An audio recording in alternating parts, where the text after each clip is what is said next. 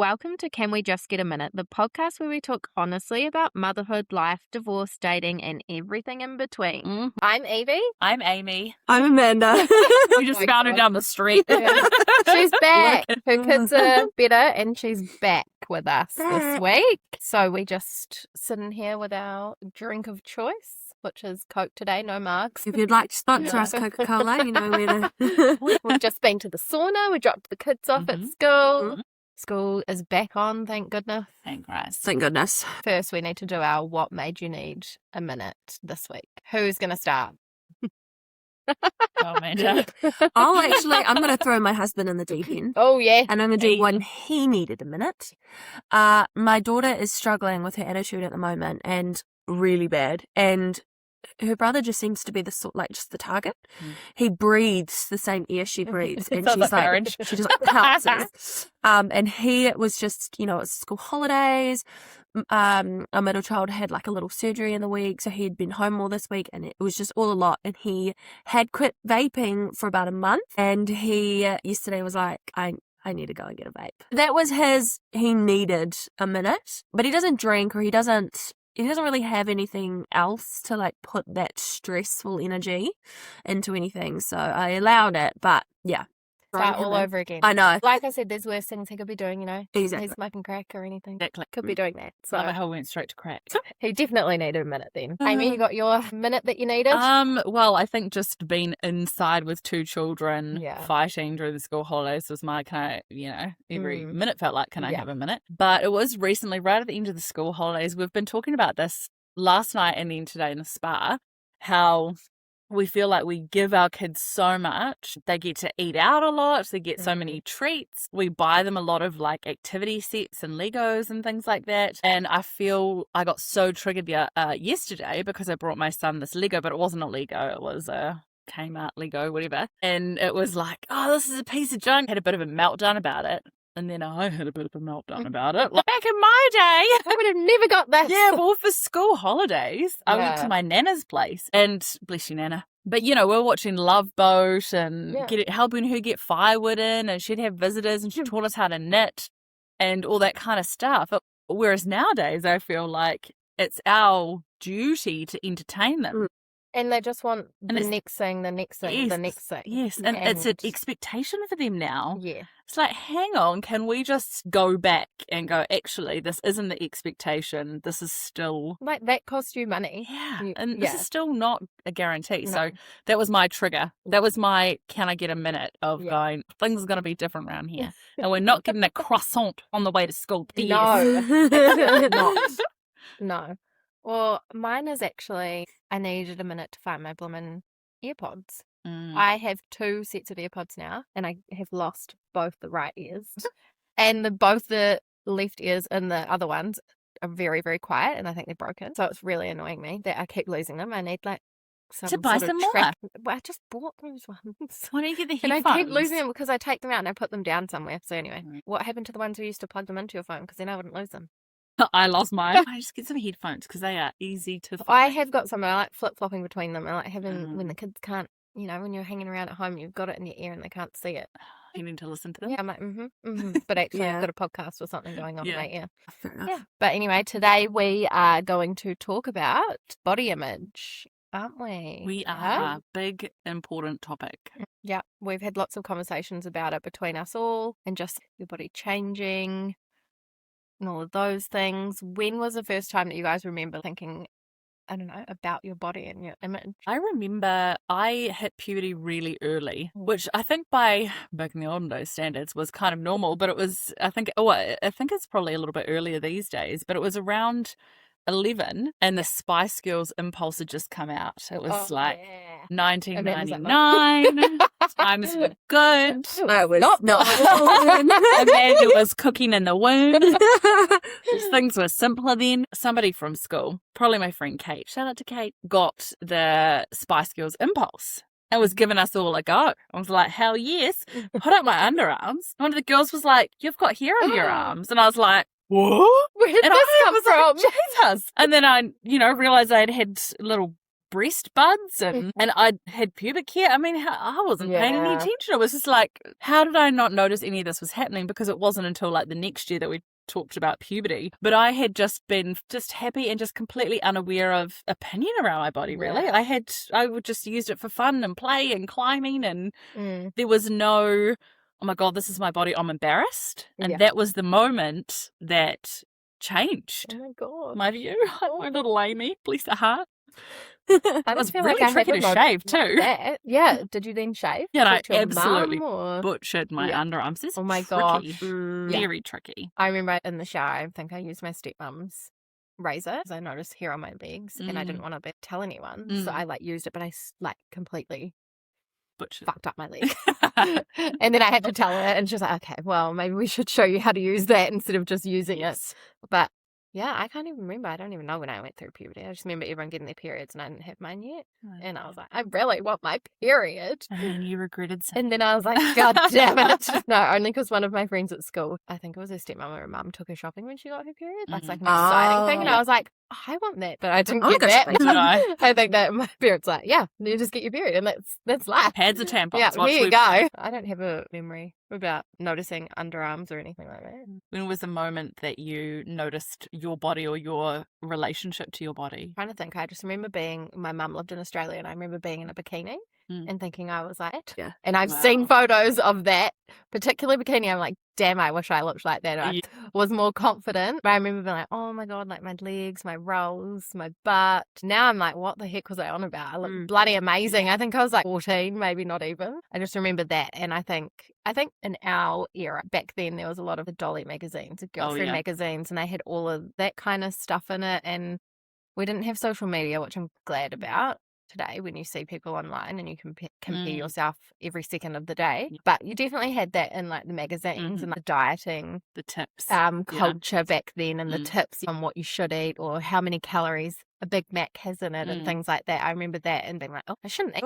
I've always had a very weird relationship with my body my entire life. Yeah. I had boobs though by about 8. Jeez. 8 or 9. Yeah. Like proper, like, not just little like actual boobs. I think I got my period at about 9 or 10 as well. Yes. I just, my entire life, I was never fat, but I was always bigger than my friends who were always really, really thin. I just had a very strong body and I was incredibly sporty, but you don't really think about that. You know, at the time, you're just like, well, why am I bigger than my friends? Why do I look different? Yeah. Wasn't fat. I was so skinny. There was a point where I did go in a little bit of anorexia. And I would have been about 8 or 9. Wow, that's so young, isn't it? It was really young. And it did get to the point where I remember my stepdad could fit his hands around my waist and they had to like take me to the doctors. And then, because my parents, you know, I mean, they were never perfect, but they actually never had any issues with their body weight. My mum, the meals were not based on diets. They were just normal meals. To be honest, we were quite poor. So it was just whatever she could make, a lot of potato bakes or lasagnas or like food. There was never really any talk about diet. It was simply because my body was just naturally bigger, but not big compared to my school friends. But I did also play, like, I played so many sports. Every year. My family are naturally quite sporty and I was always pushed into that.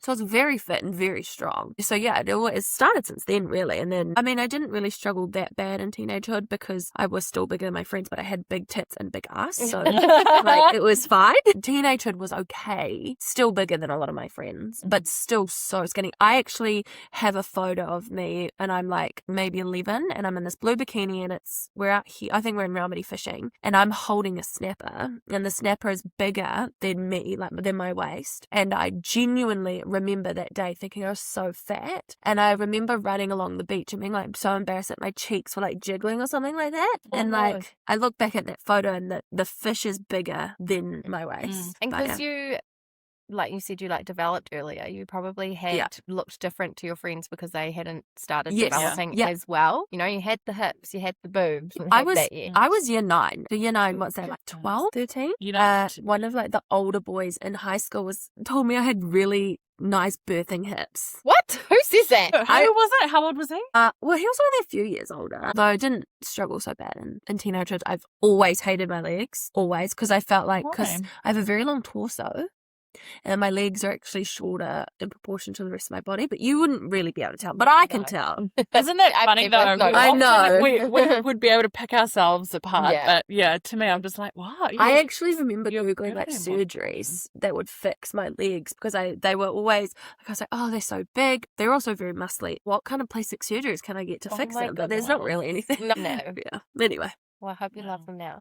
Yeah, I don't really think about them now. But they're Dylan's favourite part of my body. Which is great. Which is nice because I always hated them. Like I thought they were just the worst. I suppose we can talk about also the changes through pregnancy and having babies, Like that's a big change. Each pregnancy is different as well. Yeah. But I had always been very skinny naturally, like too skinny, like always teased for, I'd been called anorexic and things like that. I wasn't, but I was just very kind of gangly. And then as I was like my late teens, early 20s, I smoked and basically lived off one meal a day because I was just smoking and vibing and drinking and, But then before I got married, I was doing my hot yoga teacher training. Oh, yeah. It was my yoga teacher training, which happened to be at a hot studio. And we had to do 3 classes a week, I think, for 3 months. And that was sort of just before my wedding. So I was not only really slim, but I was kind of had like a lot of lean muscle. I'd never been that muscly in my life. I'd just kind of been, So I got pregnant just after my wedding. And so it was kind of interesting going through pregnancy from that position and then being like the biggest I'd ever been during pregnancy, which often we are. But then I was quite happy because when your milk comes in, you look like Dolly Parton. You've got big, firm breasts. And I remember at my wedding having to stitch in extra padding in my boobs because as you get more muscly and you lose weight, your boobs are the first thing to shrink. And then I was so happy to have these ginormous big piggy breasts. They're the best. Your postnatal body, you don't really care about your tummy because you've got this beautiful breasts.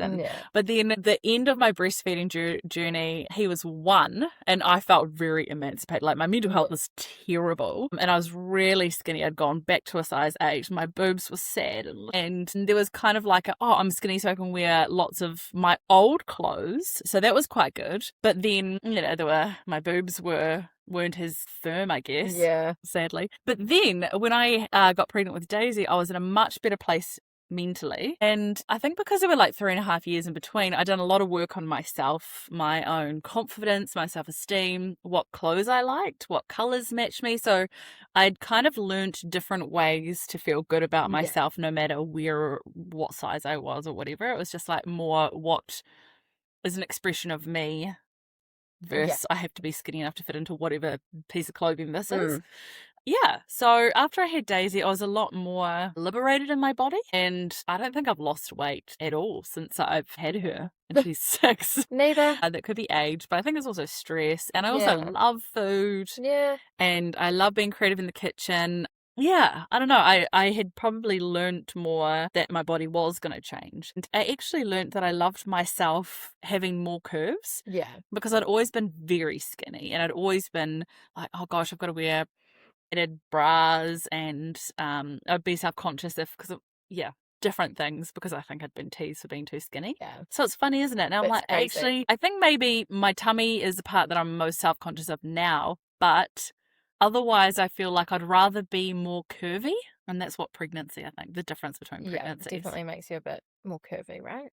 Like, afterwards. I still haven't lost the pouch, like I just can't get rid of it. Do you ever do? I don't think you do. So I'm just learning to live with it. See, my experience, because I started getting very self-conscious of my body about 3 or 4 months into my first pregnancy because I was a teenager. My waist was tiny. I had great boobs, great butt. We were on holiday in Auckland and I remember sitting in the bath and I was sitting in this massive bath just thinking I was a massive whale. Like I genuinely thought of myself as a beach whale. Yeah. I wasn't. And I was actually not even that far along, but it was just the difference, like the harshness of like I'm not even in a full adult body. And and then people talk about their pre-baby body, but I actually never really want to go back to my pre-baby body because I don't really teenage. But I have a very different experience to probably a lot of other women because my husband is incredibly adoring. Loved my body from in every change. like I said, I hated my legs. And it's actually one of the first things that he would pick out as being his favourite. Yeah. And it always has before I ever mentioned me not liking them. So now I don't mind them because they're his favourite thing.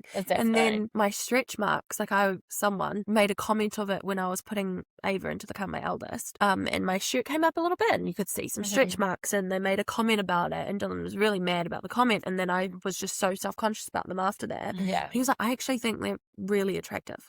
And then I just forgot they existed. So I know that that's not a lot of women's their experience when they go through. It is really hard when, I don't know, when you're not feeling great, the mental health after having a baby. I think I was okay after I had Harper, but I think that's because we tried for so long with her that I was like, look at what my body did. Like, although I was eating like a donut every day with her. And I just worry about it on the other side. That's what I did when I was pregnant. I think I probably struggled a little bit more after I had Reef, especially because he was bigger and he gave me more stretch marks. And I was reasonably close together, not as close as yours, but yeah. Well, my body did kind of bounce back faster. Not like bounce back, but you know, physically I felt quite well after giving birth to Ava. And although I didn't go back to pre-baby body, like I still, like my tummy didn't have that little extra pooch yet or anything because I was still so young. So like I think that helped. And then after Kylo, my body will never ever be the same. I reckon it's the boys. Yeah, maybe. I blame the boys. I think also we have to be more conscious now. Like I think I'm better with the way I think or speak about my body because of Harper and because I don't want Reef to also think that it's okay to say things as well. So I'm definitely way more self-conscious about what I say in front of her. If I put something, I think, oh, my stomach looks fat in there, I wouldn't say it out loud, you know, to her. Yeah. Although she has said to me, well, you look like you're pregnant a couple of times. Well, I'm trying to explain to her, I don't get offended. I'm just like, oh, well, you know, every woman has their womb here, and trying to explain to her that that's how you look after your babies. And she's like, oh, okay. Well, so good. I realised that I was being negative about my body when I can't even remember which child it was of mine just said, no, you're not. No, you know, like you're not fit, because I was like, oh, my tummy.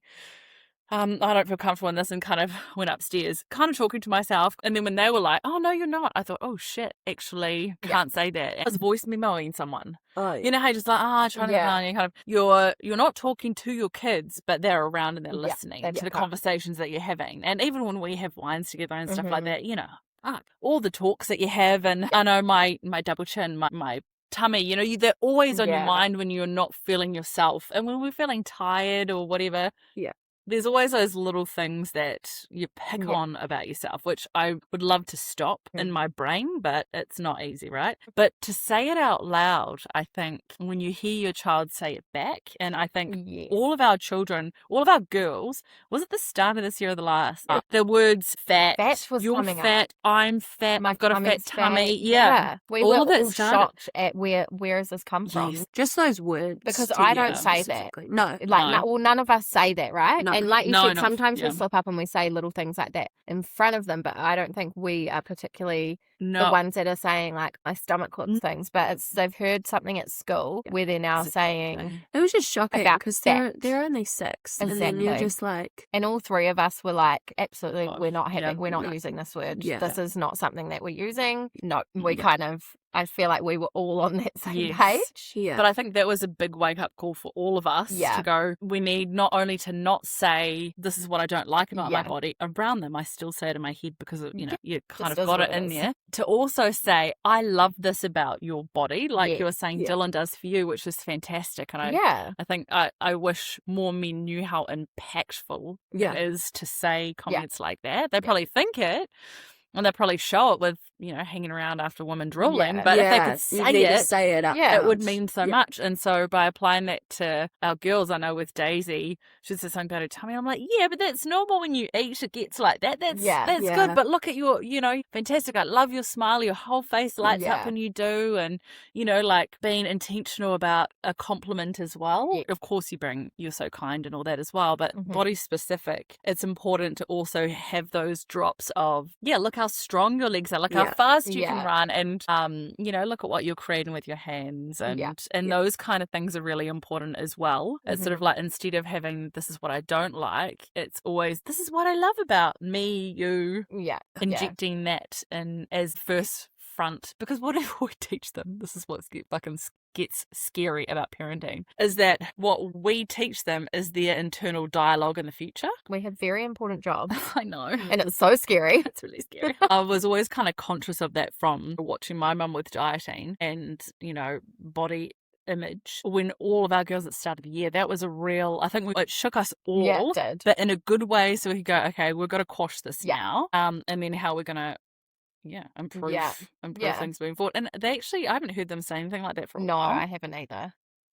Move on to our segment of exposing the group chat. Who wants to go first? You. Okay. I'm going to expose myself. I didn't actually put it in the group chat, but we talked about it last night and I told you before about it. But on Saturday night, I started a new hobby. This is just my ADHD brain. I think I definitely have ADHD. Can't wait to hear about next week's hobby. Yeah, I know. And me and my sister started knitting. I love So like two little old ladies knitting, watching TV on Saturday night. Our Nana taught us to knit in school holidays, actually, when we were younger. And she went into the knitting shop. She was like, I just need to get some wool because I'm going to knit a jersey. And I was like, oh, no, maybe I could knit a blanket. I haven't done knitting since I was 16. I reckon I could make a blanket. And then my mum was with me. She's like, yeah, I reckon you should too. So I was like, great, come home with these knitting needles, like 4 balls of wool. So now I'm currently knitting a blanket. Just add it to my list of hobbies. What's yours? Well, as a single woman, every now and again we'll go on a date. And it takes a lot for me to get there because I've tried it and it's a pain in the ass. And it's just tiring and I've got more important things to do. Anyway, so there's a nice man who I went on a date with. She put him in the group chat. This is the group chat. She always puts them in the group chat. We rate them. Yeah. Sorry, if anyone wants to date Amy, we're rating you too. We've got a screening process that we go through first. He sends them to us and we decide whether we decide if it's a yes we're like, no. So I think this is my 3rd date this year. That's not a lot. Is it 3 days? Anyway, leave it. It was a good date. I hadn't been on a good date in a while. It was fun. There was banter. And I was like, okay. The date finished at 4:30. It was 2 hours. Quite fun. No message from him that night. This is what I was messaging. First red flag. No message in the morning. I was like, I can be mature about this. I'll send a funny meme to break the ice because it's not all about the man. He doesn't have to do all the heavy lifting. And then I was left on red from midday. And you know what? I'm tired. I don't want to have to train somebody about the basic communication. And so I sent a message the next morning going, hey, great date, but I'm going to need some more. This communication just isn't going to work for me. See you later. Yeah. And he said, this is what I screenshotted. I had a great time too. Didn't want to come on too strong. I need somebody more resilient. And we were raging in the group chat. We're like, but also it's like, okay, cool. There's kind of a relief in it as well. Yeah. Because I'm happy on my own now and I won't settle for anything. No. Other than only if you want someone who's going to bring more to your life. Yeah. If you wanted to settle, you could have just stayed with your husband and not have to go through all the admin of divorce. Yeah. If I'm going to give up the other half of my bed for somebody, they had better smell good and send me basic text messages. Yeah, exactly. It's just not a high bar. That was my group chat. See you later. Yeah. Some funny gifts that we sent each other. After. Yeah. Good. All right, Amanda, what's yours? Okay. Mine is probably just the videos of my son. A little surgery last week.